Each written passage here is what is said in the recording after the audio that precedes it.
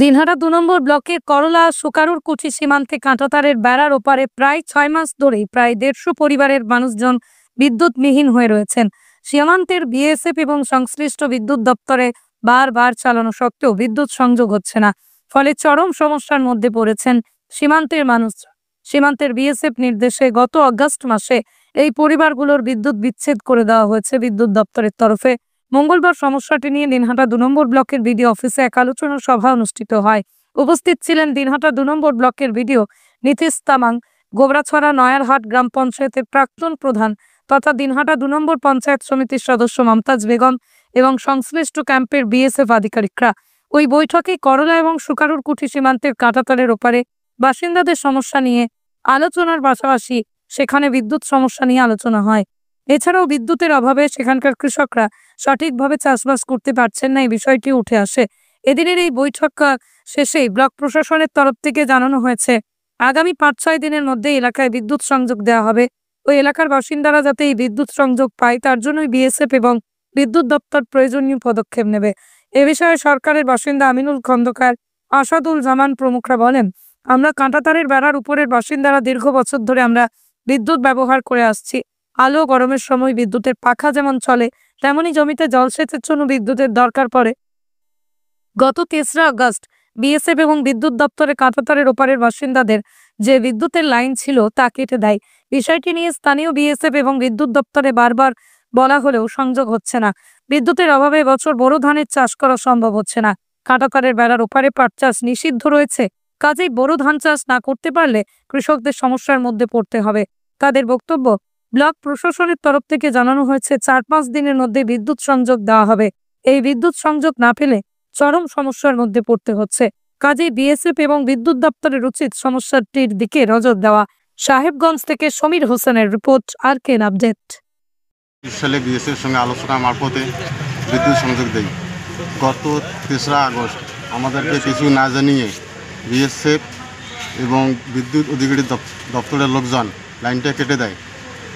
ততক্ষণে বিএসএফের সঙ্গে আমাদের কয়েকবার মিটিং হয়, কয়েকবার কাগজ চাইছিল, কাগজ দিয়েছিলাম, সম্পূর্ণ ডকুমেন্ট আমরা প্রুফ করি। তখন থেকে হচ্ছে না। আমাদের মেন কথা হচ্ছে আমরা ভারতীয় নাগরিক হয়ে স্বাধীনতাটা কী জন্য আমাকে বঞ্চিত করা হচ্ছে স্বাধীনতা থেকে। আমরা এটা আশা করি যাতে আমাদের স্বাধীনতা থেকে বঞ্চিত করা না হয় এবং আমাদের লাইনটি পুনরায় সংযোগ দেওয়ানো হয়।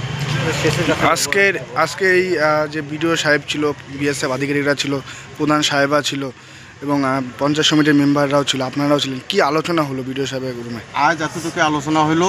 ইনি বললেন, যিনি আসছে মিটিংয়ে, উনি বললেন আমি 5 দিনের মধ্যে একটা সমস্যার সমাধান করে দিব। 3 তারিখের আগে একটা আশ্বাস দিল। কি মনে হচ্ছে আপনাদের, কি এই আশ্বাসে কি কাজটি হতে পারে, কি মনে হচ্ছে আপনাদের?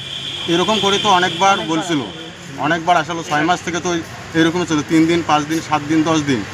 তো এই অবস্থায় আমরা কোনো বিশ্বাস পাচ্ছি না। কি নাম আপনার? আমার নাম আমিনুল খন্দকার, গ্রাম করলা, কাঁটাতারের ভেতরে।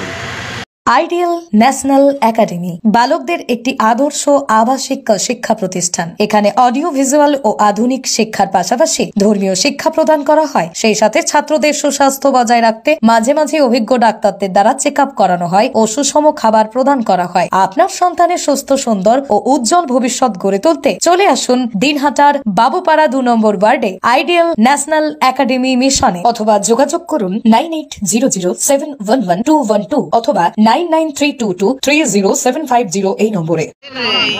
দিনহাটা 2 নম্বর ব্লকে অনেক এলাকা আছে, অনেক এলাকার লোক আছে যারা কাঁটাতারের ওপাশে, তারা ভারতবর্ষের নাগরিক হয়েও কিন্তু তারা অন্ধকারে আছে।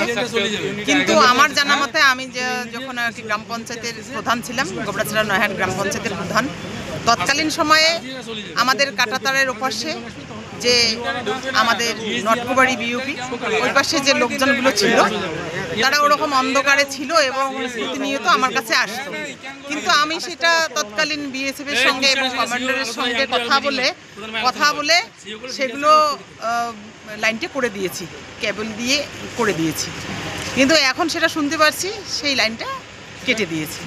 কিন্তু ওরাও তো ভারতবর্ষের নাগরিক, তারা যারা কাঁটাতারের ওপাশে আছে তারাও তো ভারতবর্ষের নাগরিক।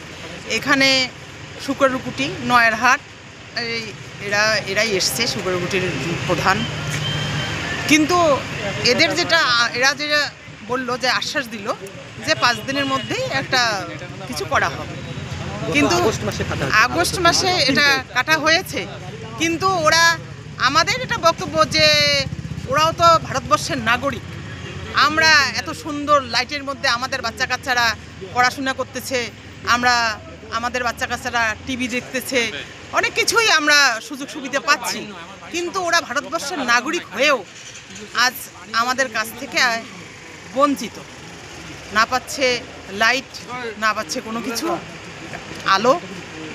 তৎসহ একটা বিশেষ কারণ সেটা হচ্ছে যে ইলেকট্রিক থাকলে চাষাবাদের পক্ষে আর কি লাভজনক হয়, কিন্তু বিএসএফের ক্ষেত্রে সেটা হচ্ছে ওখানে যদি পাট চাষ করা হয় বিএসএফ থেকে সেখানে পারমিশন নেই, পাট চাষের পারমিশন নেই, সেখানে শুধু ধান চাষের পারমিশন। কিন্তু আমাদের বাঁচতে গেলে খাদ্যর প্রয়োজন, কিন্তু খাদ্যটাই যদি আমরা করতে না পারি, এই এখন বড়ো চাষের সিজন, বড়ো চাষের সিজনে এখন কারেন্ট ছাড়া তো আর মেশিন চলবে কীভাবে?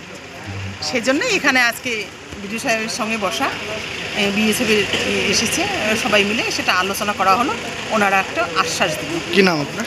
আমি মমতাজ বেগম, পঞ্চায়েত সমিতির সদস্য।